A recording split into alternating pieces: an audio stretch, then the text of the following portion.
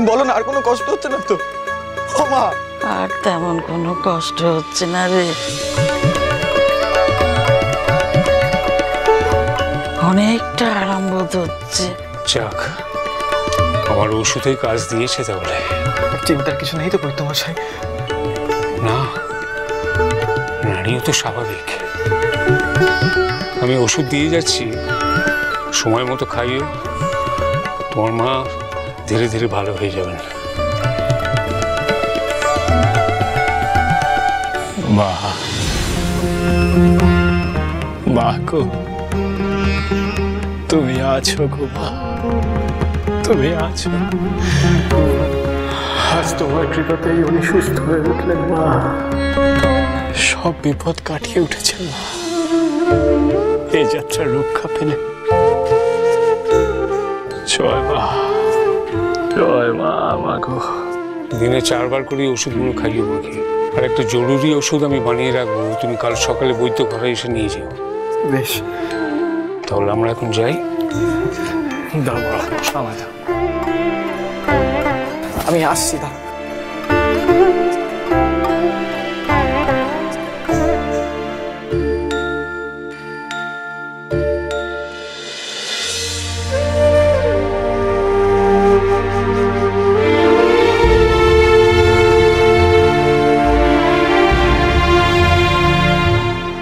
দাদা,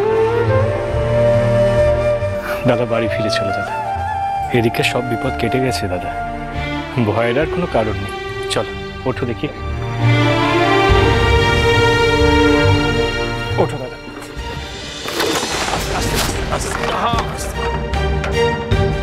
ও বৈদ্যমশাই, আপনি তো দক্ষিণা কিছু নিলেন না, ওষুধ বাবদ কত দিতে হবে যদি বলেন? আমায় কিছু দিতে হবে না, তবে নিধিরাম ভালো বৈদ্য, অনেক রোগী সুস্থ হয়েছে ওর হাতে। জানি না আজ কেন এমন ভুল হলো, তোমরা ওকে ক্ষমা করে দিও। এসো রামপ্রসাদ, সাবধানে নিয়ে এসো। চলো দাদা, আস্তে আস্তে।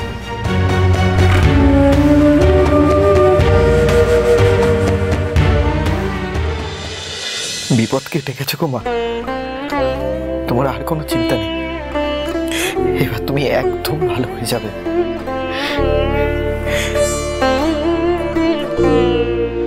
এখন পাপের প্রায়শ্চিত্ত কর।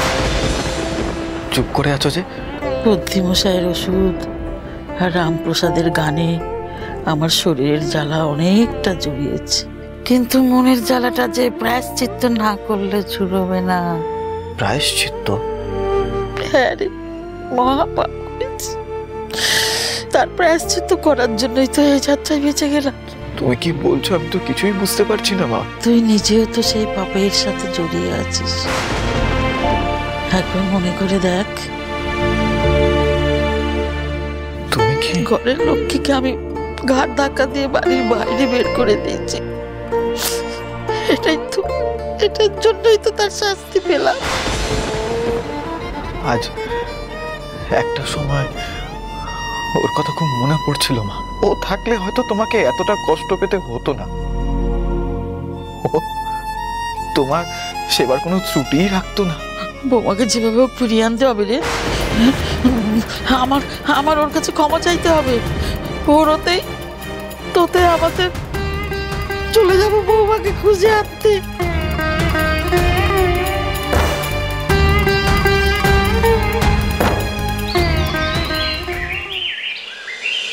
অনেক কষ্ট পেয়েছো তুমি, এবার ফিরে চলো। কোথায়? বাড়ি, তোমার বাড়ি। হ্যাঁ বৌমা, তোমার সাথে এত অন্যায় করেছি, তার ক্ষমা হয় কিনা জানি না, পারলে তুমি আমাদের ক্ষমা করে দিও। এমন ভাবে বলবেন না মা, মা কালী আমার চোখ খুলে দিয়েছেন বৌমা। এখন আমার বাড়ির লক্ষ্মী বাড়ি ফিরে গেলেই খুব শান্তি।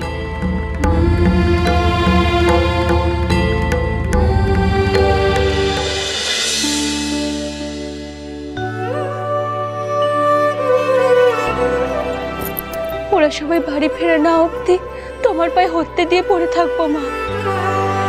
তুমি সব ঠিক করে দাও, সবাইকে দুশ্চিন্তা থেকে মুক্ত করো তুমি। আমি মা, অথচ তুমি তোমার সবটুকু দিয়ে প্রার্থনা করলে এই মায়ের কাছে।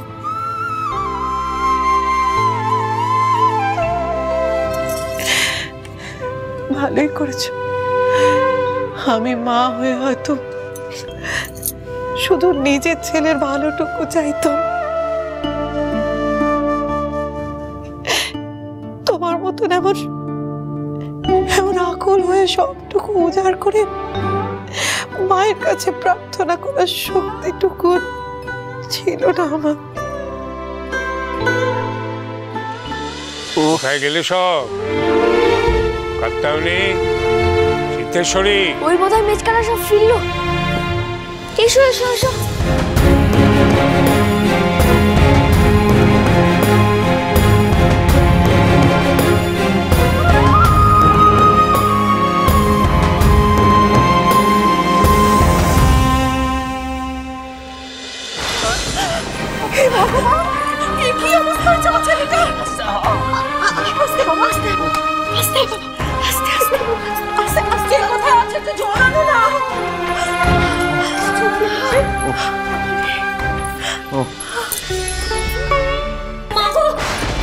কি হয়েছে?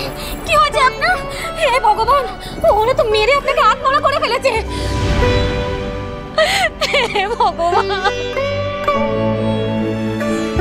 কেঁদো না বৌঠান, বরং ভগবানকে ধন্যবাদ দাও যে বড় কোনো বিপদ হয়নি। কি? বড় কোনো বিপদ হয়নি? তোমাদের দাদা এইভাবে মার খেলো আর তোমাদের কোনো তাকুত্তাবি নেই? আর বাবা, আপনি আপনার ছেলের গায়ে এইভাবে হাত তুললো ওরা, আপনি তাদের শাস্তি দেবেন না? ছেড়ে দেবেন তাদেরকে? ভাগ্য ভালো আমরা সময় মতো পৌঁছেছিলাম বলে হাবলুর মাকে বাঁচানো গেছে, নাহলে নিধিরামকে ওদের হাত থেকে বাঁচানো কঠিন ছিল। একজন বৈদ্যর গায়ে হাত তোলে ওরা কোন সাহসে? দাদা ভুল চিকিৎসা করেছিল বৌঠান। ভুল ওষুধের প্রভাবে হাবলুর মা প্রায় মরতে বসেছিলেন। আর যদি বাবা ওখানে না গিয়ে পৌঁছাতো তাহলে হাবলুর মা আর দাদা কেউই রক্ষা পেত না। আমি ভুল চিকিৎসা করেছি, ভুল ওষুধ দিয়েছি। কত বড় বৈদ্য হয়েছিস রে তুই? ওখানে আমি ছিলাম নিধিরাম, আমি তোমার ভুলটা ধরেছি।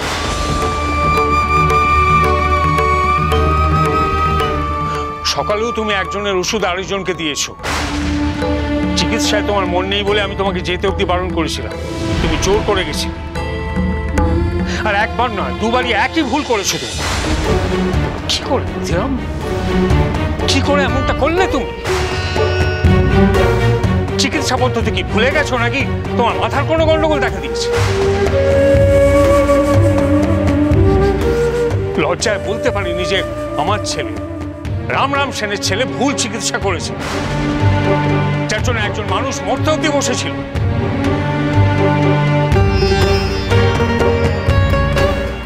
নিধি, বৈদ্য হিসেবে তোর তো অনেক নাম ডাক হয়েছে বাবা, তবে এত বড় একটা ভুল হলো কি করে? কি করে করলি তুই বাবা? একটা ভুল, ও যে একের পর এক ভুল করে চলেছে। হাবলুর মাকে দেখে আমার মনে হয়েছিল ওনার প্লীহার দোষ রয়েছে, সেই কারণেই জ্বর, বুকে ব্যথা হচ্ছে। আমি তাই প্লীহার চিকিৎসা করার চেষ্টা করছিলাম। ভুল করেছো তুমি, মারাত্মক ভুল। আর এই ভুলটা একজন বৈদ্য তখনই হতে পারে যখন তার মন অন্যদিকে থাকে।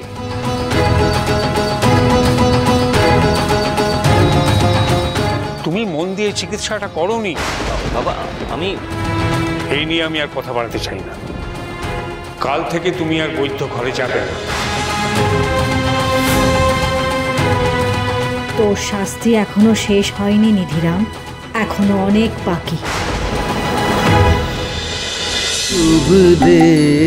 রামপ্রসাদ সোম থেকে রবি প্রতিদিন বিকেল 5:30টায় স্টার জলসায় ও ডিজনি প্লাস হটস্টারে।